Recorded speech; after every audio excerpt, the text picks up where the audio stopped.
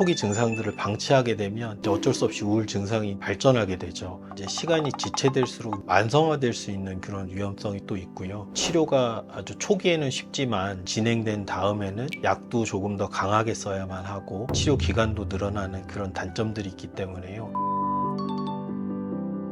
직장인들이 우울증을 갖고 병원에 찾아오실 때 제가 굉장히 우울합니다 이렇게 찾아오지 않는 경우도 많이 있습니다. 오늘은 전형적이지 않은 우울증의 표현들에 대해서 좀 설명을 드릴 텐데 몇 가지 예가 있습니다. 첫 번째로는 인지기능이 저하되는 그런 호소를 하시는 경우가 있습니다. 굉장히 유능하시고 직장 안에서 인정받는 그런 회사원분들인데 평상시에는 업무 처리도 능숙하시고 전혀 어려움을 겪고 계시지 않다가 우울증이 발생하셨을 때 자기도 모르는 사이에 업무 능력이 저하되고 또 생각이 평소처럼 돌아가지 않는다, 머리가 멍하다, 중요한 일들을 잊어버린다, 판단 능력이 좀 떨어지는 것 같다, 이런 식의 호소들을 하면서 찾아오시는 경우가 있는데요. 이런 경우도 이제 면담을 한 후에 자세한 검사들을 해보면 우울증인 경우가 많이 있습니다. 두 번째로는 감정 조절이 평소처럼 잘 되지 않는다 그러면서 찾아오시는 분들도 있어요. 예를 들면 사소한 일에도 굉장히 짜증이 많아지고 지하철에서 어쩔 수 없이 이제 사람들과 사소하게 이렇게 부딪히고 하는 경우가 생길 수 있는데, 그럴 때 원래 그렇지 않는데 머릿속으로 아주 굉장히 공격적인 상상 같은 것들이 스쳐 지나간다, 이런 표현들을 하시는 분들도 있고요. 가족이나 배우자, 그 사람들이 특별히 달라진 것도 없고 아주 일상적인 모습들인데도 불구하고 평상시와 다르게 굉장히 거슬리고 거기에 대해서 화를 내기도 하고, 이런 변화들을 주변 사람들이 먼저 감지해서 얘기를 해주기도 하고, 이런 식으로 문제의식을 느끼고 찾아오시는 경우들도 있습니다. 이런 경우도 사실은 면담 통해서 잘 평가하다 보면은 우울증인 경우가 있고요.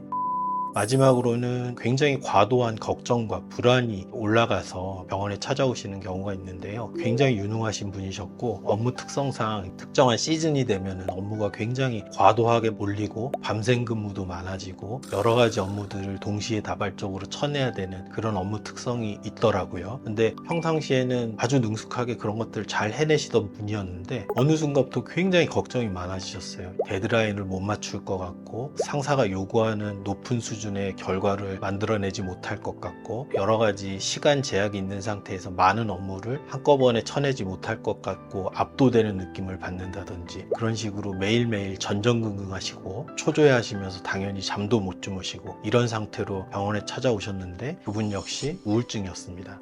이런 식으로 우울해요 이러지 않고 다양한 모습들을 가지고 직장인분들이 우울증을 가지고 이제 병원에 찾아오실 수 있습니다.